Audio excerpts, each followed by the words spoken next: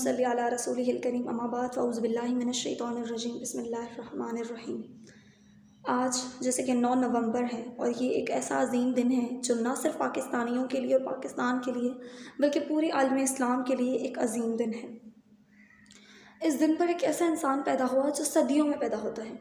तो मैं चाह रही थी कि आज के दिन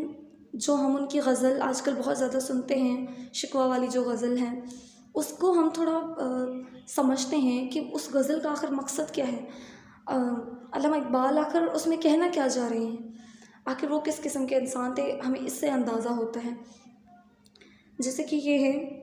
क्यों ज़ियाकार बनूँ सूद फरामोश रहूँ, फ़िक्र फ़रदा न करूँ महव ग़मे दोष रहूँ, नाले बुलबुल के सुनूँ और हम तनगोश रहूँ, हम नवा मैं भी कोई गुल हूँ कि खामोश रहूँ, जुर्रत आमोज़ मेरी ताब सुख़न है मुझको, शिकवा अल्लाह से खाकम बदहन है मुझको। अब यहाँ पर अगर हम इस गज़ल पर थोड़ा गौर करें ना, तो हमें बहुत सारी चीज़ें मिलती हैं। जैसे कि पहली लाइन है उसमें तो वो ये बयान कर रहे हैं कि मैं उसकी ना एहसान फरामोशी कैसे करूं जिसने मुझ पर इतना बड़ा एहसान किया है। और वो कौन है, हम जानते हैं वो सबसे बड़ा एहसान हम पर हमारे परवरदिगार ने किया है। और दूसरी लाइन पे वो क्या हमें बता रहे हैं, वो हमें एक मजमूई चीज़ बता रहे हैं। मजमूई चीज़ कैसे, अब देखें, पहली लाइन में उन्होंने हमें बताया कि मैं उसकी एहसान फरामोशी क्यों करूं जिसने मुझ पर इतना बड़ा एहसान किया है, और दूसरी लाइन में वो ये बता रहे हैं कि उस एहसान को चुकाने का या फिर उस एहसान को थोड़ा चुकाने का या फिर उसकी इबादत करने का तरीक़ेकार क्या है। अब वो कह रहे हैं ना कि फ़िक्र फ़रदा ना करूँ महव ग़मे दोष रहूँ। अब यानी कि कल की फ़िक्र ना करूँ, यानी कि मुसलमानों के, आलम इस्लाम के, उम्मत मुस्लिमा के कल की फ़िक्र ना करूँ, बल्कि क्या करूँ, अपने ही मतलब ग़म में मगन रहूँ या फिर आज के ग़म में मगन रहूँ। तो इसमें बहुत बड़ी चीज़ें आ जाती हैं। अगर हम मुस्तक़बिल की फ़िक्र किसको होती है, मुस्तक़बिल की फ़िक्र उसको होती है जिसको इल्म होता है, जिसको कुछ पता होता है कि हम कहाँ जा रहे हैं, जिसके अंदर में बहुत सारी चीज़ें होती हैं, एक चीज़ नहीं होती है, जो पूरा एक सीक्वेंस के साथ चल रहा होता है, जिसको अंदाज़ा होता है, जिसको इल्म होता है, उसको होती है फ़िक्र मुस्तक़बिल की। तो आगे वो क्या कह रहे हैं, मतलब ये पूरा उसका वज़ाहत कर रहे हैं कि मैं ये सब कुछ करूं कि मतलब अपनी मैं मगन रहूं और अपनी रूह की तस्कीन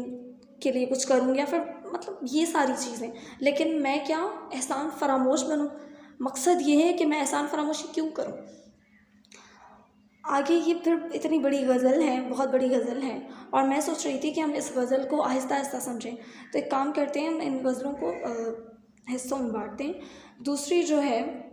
दूसरा मिसरा है कि है बजा शेवाए तस्लीम में मशहूर हैं हम, किस्साए दर्द सुनाते हैं कि मजबूर हैं हम, साज़ खामोश हैं फरियाद से मामूर हैं हम, नाला आता है अगर लब पे तो माजूर हैं हम, ए खुदा शिकवाए अरबाब वफ़ा भी सुन लें, खू गरे हमद से थोड़ा सा गिला भी सुन लें। यानी वो क्या कह रहे हैं, वो अल्लाह ताला से कह रहे हैं कि हम मानते हैं कि हम शेवाए तस्लीम में मशहूर हैं हम, यानी कि इताअत और फरमान बरदारी की आदत में मशहूर हैं। लेकिन आगे क्या कह रहे हैं वो कि मतलब हम जो किस्सा दर्द सुना रहे हैं ना, कि आज का जो हमारी मुसलमानों की आज हालत है, वो जो हम ये किस्सा दर्द सुना रहे हैं, जो सुनाने वाले सुना रहे हैं, वो लोग जिनके अंदर में आज भी ये दर्द मौजूद है, तो वो दर्द जो वो सुना रहे हैं क्योंकि वो मजबूर हैं, वो कुछ कर नहीं सकते, और वो ऐसी ज़ात से मांग रहे हैं जो सब कुछ करने पर कादिर हैं। साज़ खामोश हैं फरियाद से मामूर हैं हम, नाला आता है अगर लब पे तो माजूर हैं हम। और आगे क्या कह रहे हैं, ए खुदा शिकवाए अरबाब वफ़ा भी सुन ले, यानी कि जो वफ़ादार लोग हैं, वफ़ादार लोग कौन से, वही मुसलमान जो पहले इतना कुछ करके गए, हमारे आबा अजदाद, और आज इस हालत में मौजूद हैं। तो इन लोगों से, इन माजूर लोगों से जो कुछ भी करने से कासिर हैं, उनका भी शिकवा सुन लें, खू गरे हम से, यानी कि जो हमेशा अल्लाह ताला की तारीफ़ करते थे, आज उनकी नस्लें कैसी भी हैं ये तो अल्लामा ने इतना बयान नहीं किया, लेकिन क्या कह रहे हैं कि खू गरे हमद से थोड़ा सा गिला भी सुन ले। तो ये सारी चीज़ें समझने की हैं, लेकिन मसला ये है हमारा कि हम तब्दीली चाहते ही नहीं अपने अंदर में, हम कुछ बदलाव चाहते ही नहीं हैं। अगर हम कुछ चाहते हैं तो बस अपना सुकून चाहते हैं, अपनी ज़िंदगी चाहते हैं, लेकिन अगर हम गौर करें तो دو راستے ہیں اور ان دونوں راستوں پر مشکلیں ہیں، یعنی کہ ایک تو شیطانی راستہ ہے اور ایک اللہ کا راستہ ہے، ایک سیدھا راستہ ہے اور ایک غلط راستہ ہے، اور ہم ایک ہی راستے کو چوز کر سکتے ہیں، ہم دونوں راستوں پر ساتھ میں نہیں چل سکتے کیونکہ یہ ممکن ہی نہیں ہے۔ ہم منافقت کو تو چھوڑیں، ہم تو اپنے آپ کو خوش نہیں رکھ سکتے اس چیز میں، ہم کیسے خوش رہ سکتے ہیں جب کہ ہم دونوں ہی چیزوں میں ساتھ میں چل رہے ہیں؟ تو ہمیں ایک ہی طرف چلنا چاہیے۔ ظاہر ہے منافقت سے تو ہم کم سے کم نکل ہی جائیں گے نا، یا تو ہم بالکل سیدھی راہ پر چلیں گے یا تو پھر ہم بالکل غلط راہ پر چلیں گے، اور دونوں ہی راستوں پر ایک راستہ تو ہے ہی شیطان کا اور دوسرا اللہ کا ہے، لیکن اس پر بھی شیطان موجود ہے، یعنی کہ دونوں راستوں کی قوت ہے، دونوں راستے کبھی ہیں۔ تو اب مسئلہ یہ ہے کہ ہم اسلام کا معائنہ کر کے اس کو سمجھ کے پورا اس کو اتنا گہرا سمجھ کے کہ پھر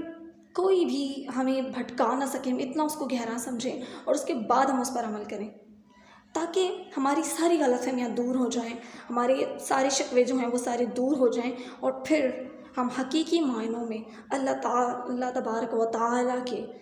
اطاعت گزار بنیں اور آپ صلی اللہ علیہ وسلم کے سچے عاشق بنیں، سچے محبت کرنے والے جو ان کی ہر عادت کو اپنا لیں، جو انہوں نے کیا وہ سب کچھ وہ اپنا لیں۔ آخر میں اللہ تعالیٰ سے ہماری یہ دعا ہے کہ اللہ تعالیٰ ہمیں آپ صلی اللہ علیہ وسلم کے نقش قدم پر چلنے والا بنائے، اور آپ صلی اللہ علیہ وسلم کے بعد ان کے جو پیروکار تھے، اطاعت گزار تھے، ہمیں ان کی روش پر چلنا نصیب فرمائے، اور ان میں علامہ محمد اقبال سر فہرست ہے۔ A little tribute۔ والسلام، جزاک اللہ خیرا کثیرا۔